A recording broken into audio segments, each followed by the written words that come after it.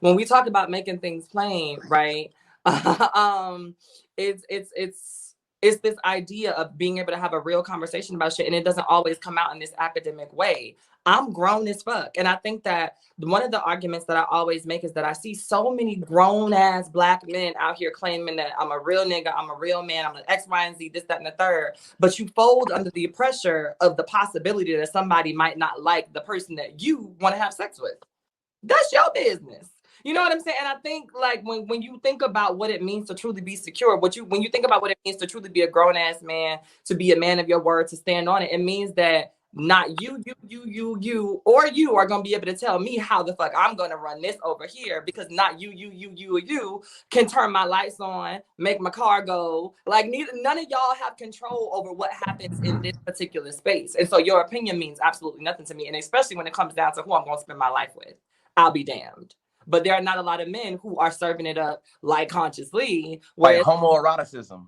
Right. It's homoeroticism. You say that you straight and you do all this, but you have a very intimate symbolism that you attach to these all same gender spaces. You feel me? It's like it's homoeroticism though. It's not saying that you're homosexual. It's saying that you have a particular orientation towards same-sex spaces and places that you have type of you think they sacred. You feel me? So it's like, nah, it's only the boys. Not only the boys can come out. Only the homies. Only you feel me? To me, those type of things always kind of pose a contradiction to me.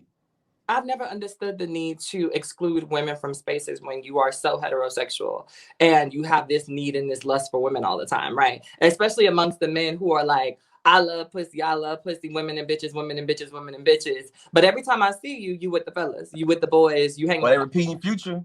He said, I tell the truth to my nigga, I lie to my bitch.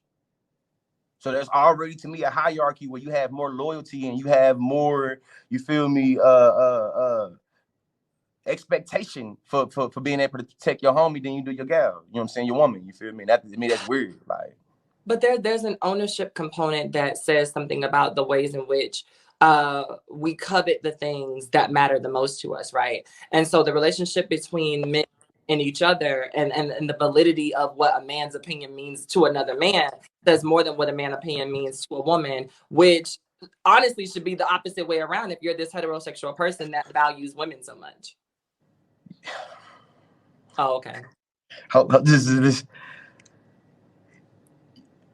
the word simping gets thrown my way a lot, right? And the concept is said that because you talk about women's rights and LGBTQ rights the way that you do, you're simping, trying to, you know what I'm saying, basically get appeal or get some pussy from somebody or trying to get some ass from somebody. To me, the contradiction is, so hold on, you using this uber hyper masculine heteronormative understanding to look at my content, but you make content as a dude trying to appeal to other dudes. So if you make content talking and shit about women and you're doing it for the likes and comments and views from other dudes, but I'm the one that's suspect and simping. And again, don't get this wrong. The people that LGBT, my fellow gay men, you feel me? I'm not trying to gay bash or anything like that. I'm just pointing out a contradiction that says that there are certain men that says that if you are a man and you make content for women or LGBTQ, you are a simp and you sus. I don't get how that logic is suspended if your whole social media presence is predicated off of devaluing, dehumanizing women for the likeness of dudes. They go to Kevin Samuel. They go to all of them. All the manosphere dudes. It's like, peep gang, you feel me? You get intimidated by a dude like me, but you doing shit for the attention of other dudes. But you said it. So, okay, because that was a perfect segue. That was a perfect segue into like the next topic when we talk about folks like Derrick Jaxn, right? Who recently got exposed for all of that shit. I want to tie them in and then also move into that conversation, right? When we talk about people saying like, oh, Derrick has been a simp for years. He's X, Y, and Z. That nigga suspect, da, da, da, da. The one thing that I never doubted about Derrick Jaxn was the fact that he loved women. And Derrick Jaxn gonna say whatever the fuck he need to say to get some pussy and to have women in his inbox. Do you hear me? Derrick Jaxn didn't give a fuck that for all of those years when y'all was talking shit about him and saying that he was sus and saying he probably don't even like women and da da da da da. Derrick knew the type of content that women needed to see in order to keep women at an abundance. Whereas a lot of y'all do the complete opposite, have a bunch of niggas in your comments and in your inbox, right? Because now they feel like you're sus because you talk so much shit about women that there's no way that you can like women, right? So now no way.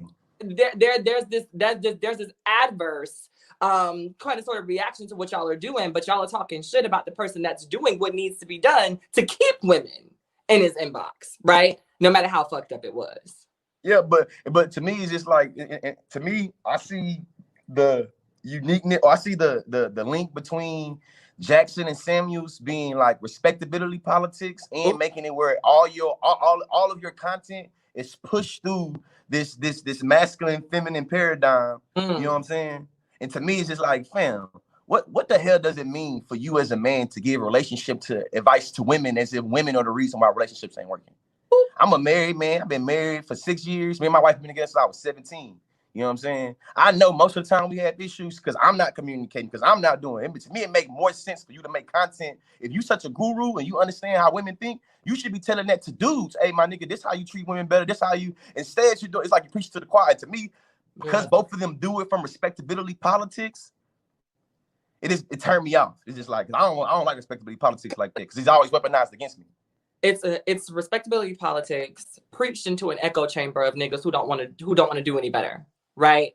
It's this idea of fishing in a sea full of motherfuckers that want to get caught, right? It's this idea of making sure that when I throw my net out there every single time, I'm going to hook, line, and sinker it, because this is what niggas need to hear to make themselves feel better. Because when they hear it from women, you have to hold yourself accountable. So women telling you what's happening in relationships makes you look at, have conversations with, and discuss your problematic behavior. But when these men come at it from this standpoint of women, y'all have to do this. Women, y'all ain't ready for this. Women, what y'all don't understand about when that's we Kevin Samuel. That's all his content. It's like, you're not a high quality woman. When it's a video I'm making today. It's gonna come out today, probably.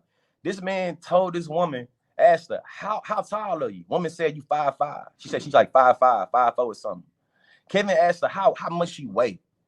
I'm thinking like, fam, you a grown ass man in your 40s asking a grown ass woman how much she weigh, and then he made it a joke. Said, you built like a linebacker. You say you built like a running back.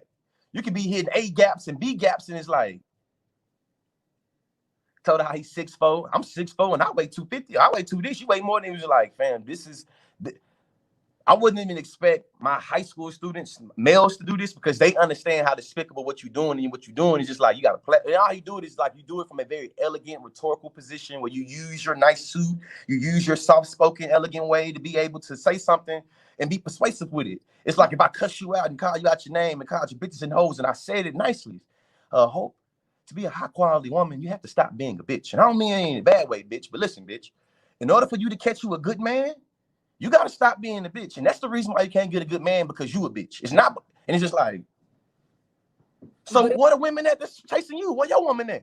Where your woman at? Where your expertise of experience for you to give you this position to be able to make these claims? Do you have a woman? You don't? How you know all this?